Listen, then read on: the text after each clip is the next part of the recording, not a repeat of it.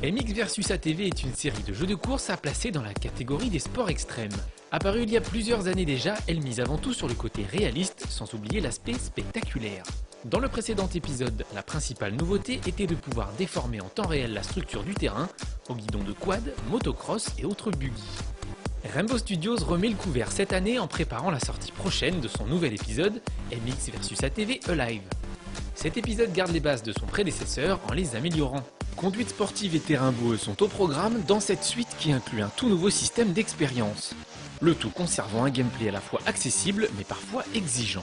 Pour la présentation du jeu, champions et développeurs ont pu s'affronter dans une ambiance électrique et bon enfant.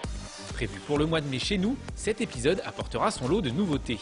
Un des membres du studio nous en a d'ailleurs dit quelques mots. So basically, the first time for a franchise where we've done away with the money system, a credit system, and it's all based on rider XP. So the XP leads to unlocking of performance parts for your motorbike. So you get an exhaust, and you can go a little faster. You get some tires. You have a little bit of traction. So it's the first time we've done this for the franchise.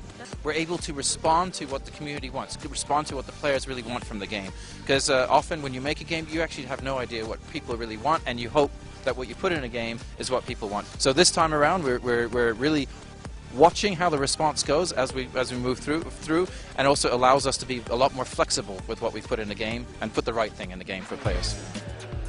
Pour nous donner un petit aperçu et passer aux choses sérieuses, des pilotes avaient fait le déplacement.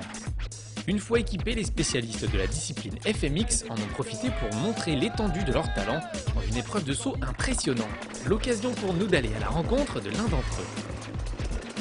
Donc moi c'est Renaud Margry, donc du team Blackliner, donc pilote professionnel en freestyle motocross. Renaud a pu essayer les possibilités offertes par le jeu et nous livrer ses premières impressions.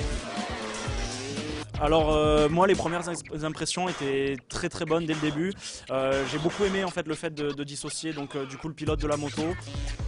En effet, la moto et le pilote sont contrôlés avec deux sticks différents, mais les développeurs n'en sont pas restés là pour accentuer le côté réaliste.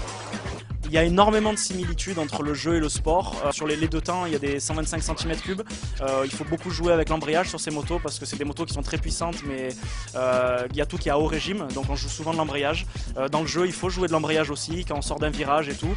Quand on ne sait pas comment passer un saut, il suffit pour nous de se dire comment je réagirais dans la vie réelle et de faire la même chose avec les joysticks et c'est comme ça que ça marche.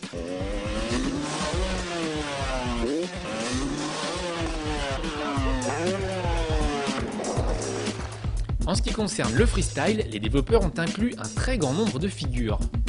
Toutes les figures en vrai sont dans le jeu, c'est pour ça que j'ai le jeu et que je décrocherai jamais. MX vs ATV Alive mise avant tout sur son prix attractif et ses DLC pour se démarquer. Les développeurs se disent cette fois prêts à répondre aux attentes des joueurs, il y a en effet beaucoup à faire pour redorer le blason de la série. Les précédents épisodes n'ont jamais brillé par leur qualité, la faute à la série Motorstorm qui a tout raflé sur son passage.